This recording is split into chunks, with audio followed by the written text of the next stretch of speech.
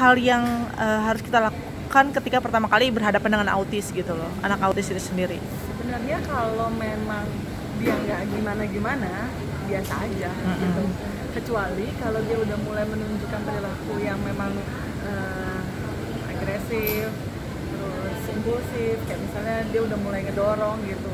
Kalau memang dia kan beda ya, anak yang udah besar, kecil, kalau memang perilakunya nggak cukup bagus sama memang yang autistik pasti beda. Nah kalau memang dia udah mulai muncul maladaptifnya, mukul orang segala macam atau mukul kita lah ya gitu, yang perlu kita lakuin sebenarnya kita tetap tenang gitu, nggak harus overreact.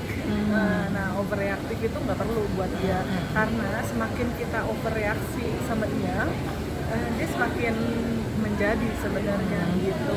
Jadi kalau misalnya dia udah mulai tantrum segala macam, kita sih butuh ngasih space ke dia, ngasih space aja ke dia supaya dia nggak terlalu tambah tantrum lagi, tambah marah lagi, tambah ngamuk lagi. Tapi kalau dia dalam kondisi normal sih ya biasa aja, kayak ketemu anak-anak yang lain aja.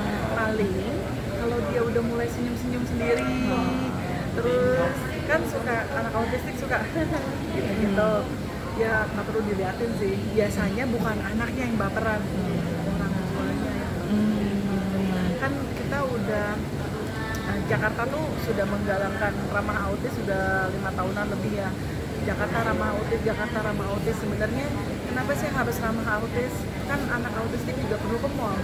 Nah, kenapa harus ramah si satpam, siapapun yang terlibat di dalam public area itu mesti tahu how to handle anak-anak kayak gini gitu. Paling enggak nggak dilihatin lah kayak gitu.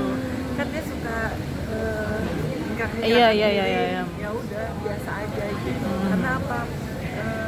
Bukan sebenarnya semakin dia diliatin, kan dia sendiri sebenarnya sangat emosional kalau dalam lingkungan yang rame.